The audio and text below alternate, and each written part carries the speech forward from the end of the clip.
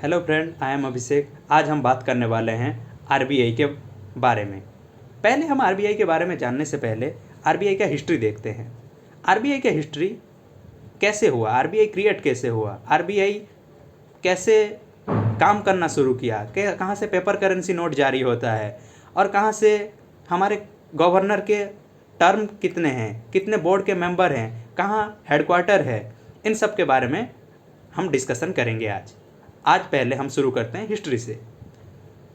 1926 को Hilton and young commission एक बिठाया जाता है भारत के करेंसी के ऊपर कुछ जारी करने के लिए, जो कि बाद के डेट में आरबीआई एक्ट 1934 में ये बिल पास हो जाता है और उसके बाद 1935 अप्रैल 1 से आरबीआई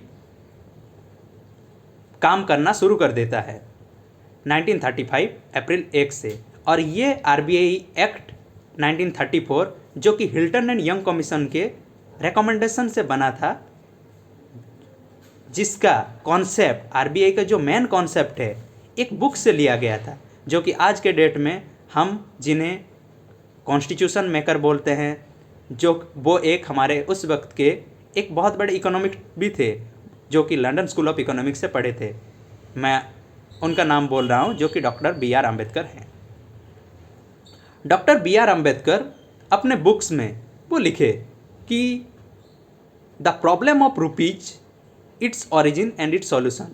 ये बी आर अम्बेडकर का बुक था और उनका इकोनॉमिक्स थेसिस भी, जब वो लंदन स्कूल ऑफ इकोनॉमिक्स में पढ़ते थे, उस बुक में वो आरबीआई के बारे में जिक्र किए थे कि आरबीआई के बारे में जिक्र नहीं था, वहाँ पे इसका ओरिजिन, इसका स्टाइल, आउटलुक, भारत में एक बैंकिंग व्यवस्था का कैसे होना चाहिए, इसके बारे में वो बयां किए थे। मेनली यहाँ से हमारा आरबीआई शुरू होता है।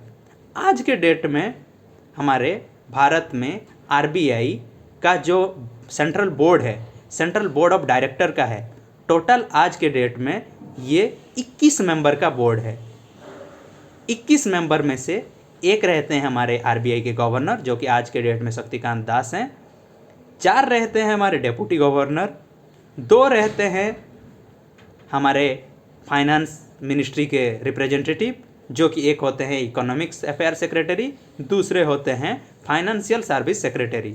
10 होते हैं जो गवर्नमेंट नॉमिनेटेड डायरेक्टर होते हैं और 4 ऐसे होते हैं जो रिप्रेजेंट करते हैं लोकल बॉडी को। 4 डायरेक्टर रिप्रेजेंट करते हैं लोकल बॉडी को, जो कि 4 डायरेक्टर का मतलब है मुंबई, कोलकाता, चेन्नई, दिल्ली। इन सब से नॉर्थ, साउथ, ईस्ट, वेस्ट, इन चारों से 4 डायरेक्टर आते हैं। टोटल मेंबर मिला के हुआ 1 governor, 4 deputy governor, 2 finance ministry representative, 10 government nominated director और 4 डायरेक्टर। टोटल मिला के हमारा 21 मेंबर हुआ। और फिर उसके बाद हमारा आरबीआई को नेशनलाइज कर दिया गया 1 जनवरी 1949 को।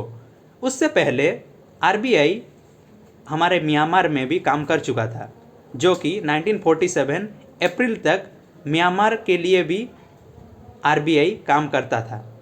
और जब 1947 अगस्त 15 को हमारा इंडिया इंडिपेंडेंस हुआ, उसके बाद आरबीआई पाकिस्तान के लिए भी काम करता था अप टू 1948 जून तक।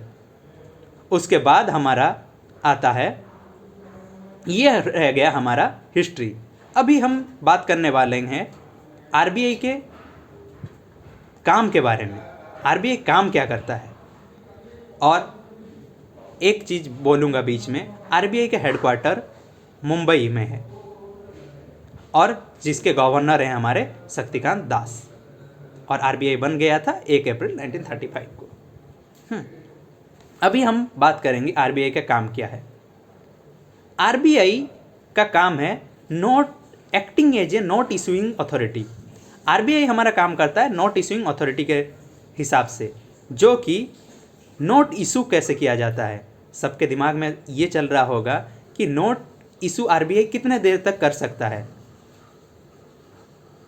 कितने तक कर सकता है। आरबीआई अपना नोट इशू 10,000 तक कर सकता है according to the paper currency act 1861 के। और उस वक्त के हमारे गवर्नर जनरल ऑफ इंडिया थे लॉर्ड कैनिंग। उनके वक्त पे 1861 में एक एक्ट बना, पेपर करेंसी एक्ट, और उसमें लिखा गया था कि भारत में अगर करेंसी छापना है तो 10,000 तक हम छाप सकते हैं। वो उसके तहत पेपर करेंसी एक्ट में बयां किया गया। फिर उसके बाद 1935 में भी वही चीज़ रहा एंड 49 बैंकिंग रेगुलेशन एक्ट में भी वही रहा।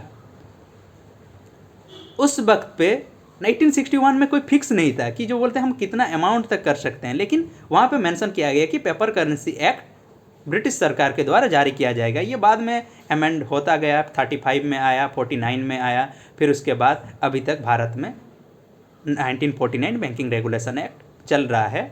अभी तक 49 के तहत भारत का बैंकिंग सिस्टम चल रहा है।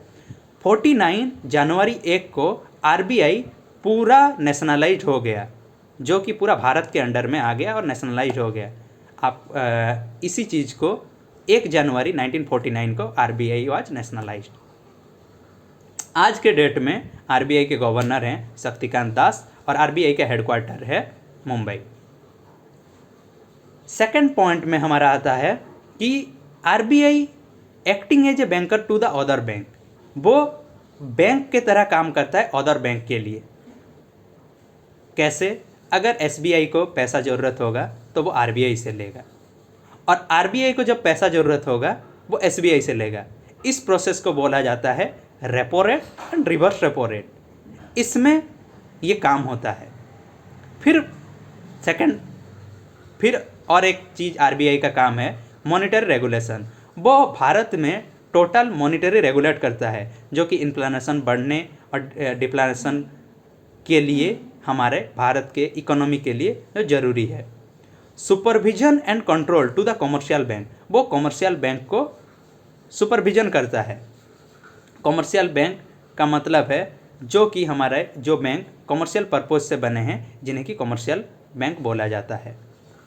फिर आता है maintenance of exchange value of रूपी, वो करेंसी के वैल्यू के ऊपर, जैसे कि डॉलर गिर गया, पाउंड गिर गया, दिनार, इन सब के जो बोलते हैं कि हमारा मेंटेनेंस एक्सचेंज वैल्यू के ऊपर भी तय करता है, क्योंकि $1 के वैल्यू 77 रुपीज़, 1 पाउंड का वैल्यू 88 रुपीज़, इन सब का जो बोलते हैं कि ऊपर नीचे जो होता है, इसका जो बोलते हैं कि maintenance of exchange value of rupees, ये भी आरबीआई तय करता है।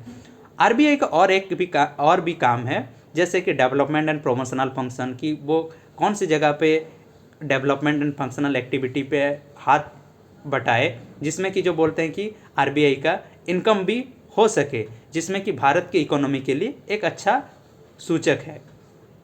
फिर उसके बाद इम्प्लीमेंटेशन ऑफ प्लान, और उसके साथ मॉनेटरी पॉलिसी, जो कि हाल ही के दिनों में हम देखते रहते हैं न्यूज़पेपर में, मॉनेटरी पॉलिसी ऑफ आरबीआई जारी किया जाता है। और उसके साथ हमारा रहता है bank rent policy, cash reserve ratio, SLR, statutory liquidity ratio, repo rate, reverse repo rate, open market operation, ये सब आरबीआई काम करता है। और इसके तहत आरबीआई का जो भारत के इकोनॉमी को कंट्रोल करता है। और आरबीआई हमारा और एक चीज़ भी है कि वो गोल्ड रिजर्व भी आरबीआई रखता है, इंडिया भारत सरकार का। और आरबीआई के लिए अभी हम जानेंगे कि आरबीआई के पहले हमारे गवर्नर जो थे 1935 अप्रैल 1 को जब पहले गवर्नर थे, वो एक ब्रिटिशर्स थे और वो एक बैंकर भी थे, जिनका नाम था ऑस्बर्न स्मिथ। ऑस्बर्न स्मिथ थे पहले आरबीआई के गवर्नर। पहले भारतीय आरबीआई गवर्नर थे हमारे सीडी देशमुख। सीडी देशमुख थे पहले भारतीय आरबीआई गवर्नर। फिर उसके बाद आता है लॉन्गेस्ट टर्म तक कौन आरबीआई के गवर्नर रहे। वेणुगोपाल रामाराव जो थे करीबन 42 से लेकर 49 तक वेणुगोपाल रामाराव आरबीआई के लॉन्गेस्ट सर्विंग गवर्नर बने। शॉर्टेस्ट जो थे वो थे अमिताभ घोष, करीबन 20-30 दिन का था उनका कार्यकाल। वो शॉर्टेस्ट टर्म के लिए आरबीआई के गवर्नर बने थे। और आज के डेट में हमारे आरबीआई के गवर्नर हैं शक्तिकांत दास, जो कि 25th गवर्नर ऑफ आरबीआई हैं। और आरबीआई के लिए, आरबीआई जैसे कि हमारे फाइनेंशियल इंस्टीट्यूशन, हर किसी इंस्टीट्यूशन के लिए कॉलेज होता है, वैसे आरबीआई का भी 2 कॉलेजेस हैं, 2 ट्रेनिंग कॉलेजेस हैं। एक है आरबीआई स्टाफ कॉलेज चेन्नई, दूसरा है college of agriculture of banking Pune. RBI staff college Chennai and college of agriculture and banking Pune, ये दो college, 2 training college of RBI के लिए ये 2 जगह पे ट्रेनिंग होता है। उसके बाद आता है कि हमारा करेंसी के ऊपर। करेंसी के ऊपर पेपर करेंसी नोट भारत में सिर्फ 4 ही जगह जारी किया जा सकता है, जो कि भारत सरकार इन 4 जगहों पे ही मान्यता दिया है। पहला है नासिक, दूसरा है देवास, तीसरा है मैसूर, चौथा है सालबनी। ये 4 जगहों पे ही हमारा पेपर करेंसी नोट जारी किया जा सकता है। नासिक जो कि महाराष्ट्र में है, देवास जो कि मध्य प्रदेश में है, मैसूर कर्नाटका में है और हमारा सालबनी, ये 4 जगह पे पेपर करेंसी नोट जारी किया जा सकता है। कॉइन्स हमारा कहाँ पे मिंट होता है, जैसे कॉइन मिंट कहाँ पे होता है? कॉइन मिंट के लिए भारत सरकार 4 जगह को प्रदान किए हैं कि ये इन 4 जगह में ही कॉइन मिंट किया जा सकता है। एक है हैदराबाद, दूसरा है मुंबई, थर्ड है कोलकाता और चौथा है नोएडा। नोएडा का हम फुल फॉर्म भी जान लेते हैं, new Okhla industrial development authority, जो कि नोएडा का फुल फॉर्म है, जो कि हमारे यूपी में है। फिर हमारे पेपर करेंसी के ऊपर हम और एक चीज़ बात करेंगे कि हमारा जो करेंसी है उसमें महात्मा गांधी का पिक जो आया पेपर करेंसी में, वो 1996 जून 1 से पेपर करेंसी नोट में आना शुरू हो गया था।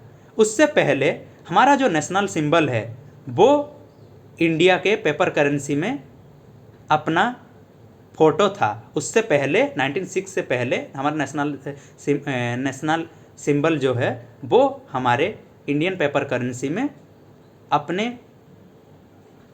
जो चित्र है वो था। उसके बाद 1996 जून 1 के बाद महात्मा गांधी का फोटो डाला गया।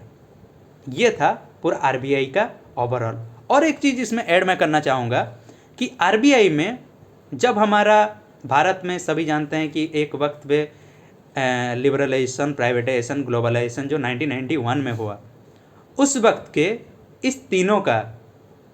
ये तीनों के ऊपर एक कमेटी बना था, जो कमेटी आज के डेट में भी फेमस है, नरसिम्हन कमेटी, जो कि हम आज भी कोई भी फाइनेंशियल डिबेट हो या कुछ लेवल का डिबेट हो तो हम बात करते हैं कि नरसिम्हन कमेटी 1 का रिपोर्ट, नरसिम्हन कमेटी 2 का रिपोर्ट। ये था नरसिम्हन कमेटी का रिपोर्ट, जो कि ज़्यादातर जो बोलते हैं कि भारत के आरबीआई के ऊपर मायने रखता है और भारत के एक एग्जाम पॉइंट ऑफ व्यू से भी बहुत मायने रखता है नरसिम्हन कमेटी रिपोर्ट। ये रहा पूरा ओवरऑल व्यू ऑफ आरबीआई। ठीक है।